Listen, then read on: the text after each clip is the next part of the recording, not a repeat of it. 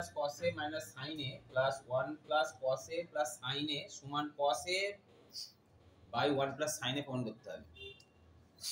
তাহলে আমি কি করব, প্রথমে এই যে সাইডটা আছে এই সাইডটা থেকে cos a কমন নেব। cos a কমন নিলে কি হয়, 1 by cos a plus cos a by cos a minus sin a by cos a। নিচ থেকেও আমি cos a কমন নিলাম, 1 by cos a plus cos a by cos a plus sin a by cos a। cos a cos a কেটে দিলাম, 1 by cos a মানে হচ্ছে sec a plus 1 minus tan a, sec a plus 1 plus tan a। নিচে যেটা থাকবে সেটা do লিখে দিলাম, মানে একই লেখা লিখবে, চেঞ্জ করবে না, ঠিক আছে।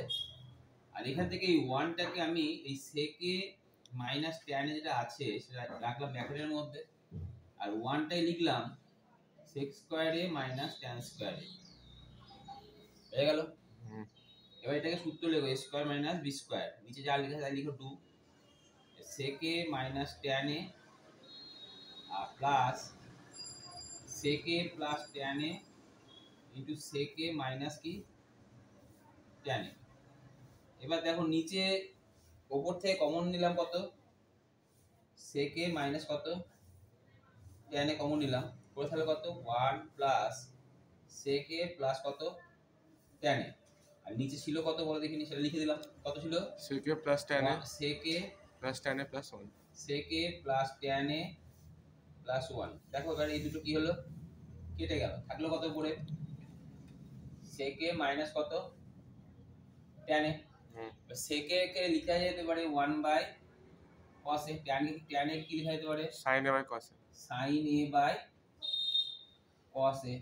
cos a লসাগু করো তো 1 minus sin a।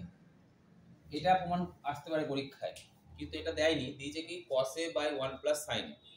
তো আমি কি করব, বোথ সাইড উপর নিচে 1 plus sin a দিয়ে গুণ করব। কেন গুণ করব দেখো একটু বুঝতে পারবে, 1 minus sin a 1 plus কি sin a, তাহলে cos a into কত 1 plus কত sin a।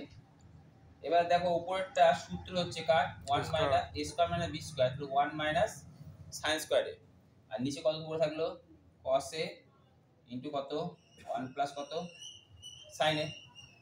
তাহলে উপরটা সূত্র কি দাঁড়ালো cos square a, cos square a, নিচেটা কি দাঁড়ালো cos a into কত 1 plus কত sin a। কেটে দিলাম, কেটে দিলে কত হয় cos a, থাকলো কত পড়ে থাকলো উপরে বলো cos a, আর নিচে কত 1 plus sin a। এটা কোন করতে বলেছে, কোন করতে বলেছে, দেখাই হয়ে গেল।